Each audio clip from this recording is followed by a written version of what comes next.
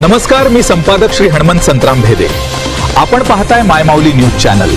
पाहूया महाराष्ट्रातील ताज्या घडामोडी. नांदेड जिल्ह्यातील हाणेगाव तालुका देगलूर येथून दिनांक 21 ऑगस्ट 2026 वार शुक्रवार रोजी केतकी संगमेश्वर पदयात्रा निघाली.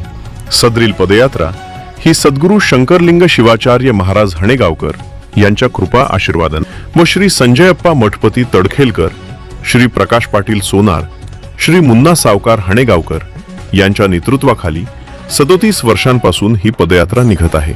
दरम्यान या पदयात्रेत महाराष्ट्र, कर्नाटक, तेलंगणा राज्यातून हजारोच्या संख्येने भक्तगण, अनेक गावातून भजनी मंडळी या पदयात्रेत सामील होऊन दिंड्या, पताका, टाळ, मृदंगाच्या घोषात भाविक पायी जात असतात. या पदयात्रेत सकाळी 5 ते 7 वाजता शिवपाठ व 8 ते 10 वाजता परमहस्त ग्रंथाचे पारायण केले जाते.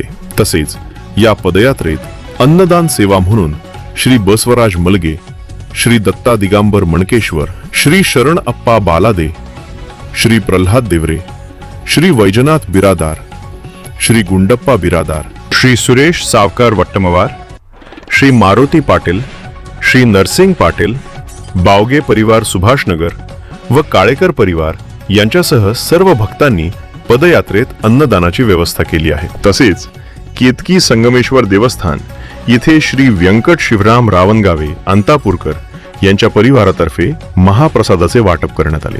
सदरील पदयात्रा ही हणेगाव, वनमरपल्ली, दरी हनुमान मंदिर कौठा, चिकटपेट बिदर, आतनूर मार्गे श्री क्षेत्र केतकी संगमेश्वर देवस्थान येथे दिनांक 23 ऑगस्ट 2026 रोजी पोहोचणार असल्याचे आमच्या प्रतिनिधीने कळविले आहे.